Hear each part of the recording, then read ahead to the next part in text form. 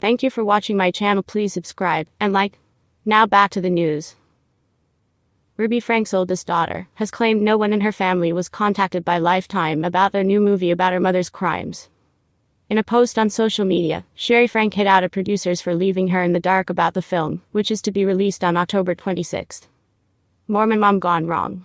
The Ruby Franke Story stars Heather Locklear and will chronicle the downfall of Franke, 42, a popular Mormon momfluencer from Utah, who was later revealed to be a child abuser. Now just a few weeks out from the movie airing, Shari says she was caught off guard when a preview began to play.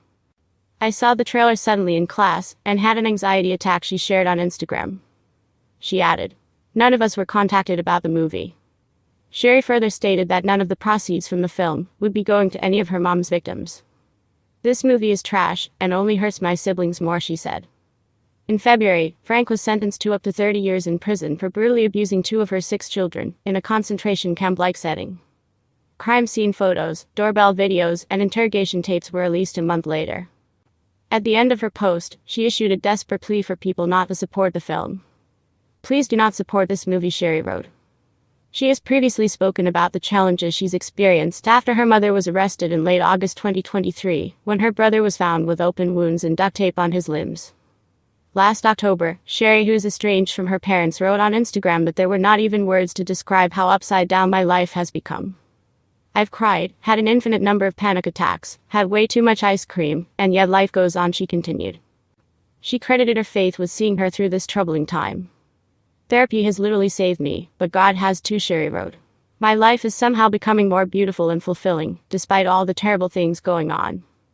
A month before, she had claimed that relatives had been trying to tell police and CPS for years about her mother's abuse.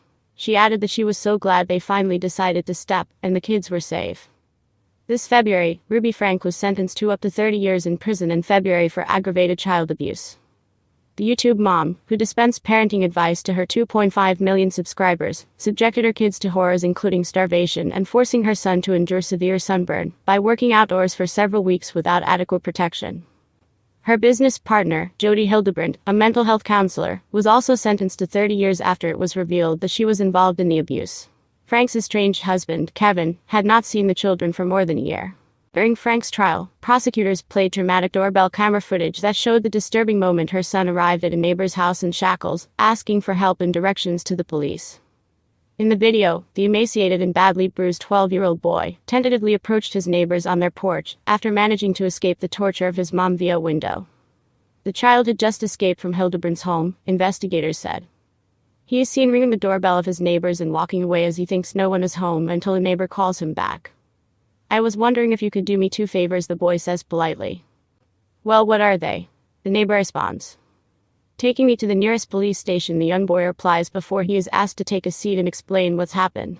He also said he needed cops for personal business. Images released by the courts also highlight the extent of the abuse by Franke and show the 2 emaciated victims with infected cuts on their legs, duct tape around their arms and feet, and scratches and bruises on their bodies. Police discovered a cramped safe room in the basement of the property that was locked from the outside, rope that would be used to tie up the children in adult diapers. Meanwhile, officer bodycam footage shows the moment cops discovered the young girl crouched down in a basement on her own inside Franke's home.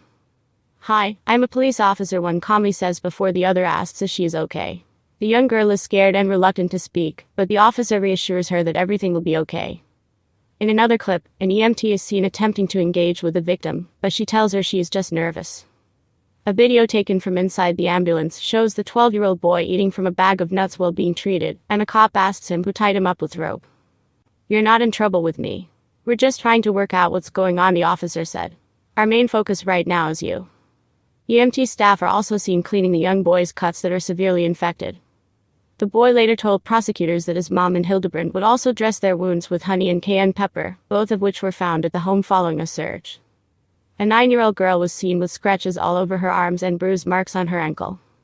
The children were subject to torture, including being tied up with rope, forced to wear adult diapers, and locked inside a tiny safe room. They were regularly denied food, water, beds to sleep in, and virtually all forms of entertainment. Meanwhile, pictures show the kitchen and pantry was filled with food, and Franke's large office dedicated to making YouTube videos. The young kids were prohibited from interacting with others and were hidden in the home when people came to visit.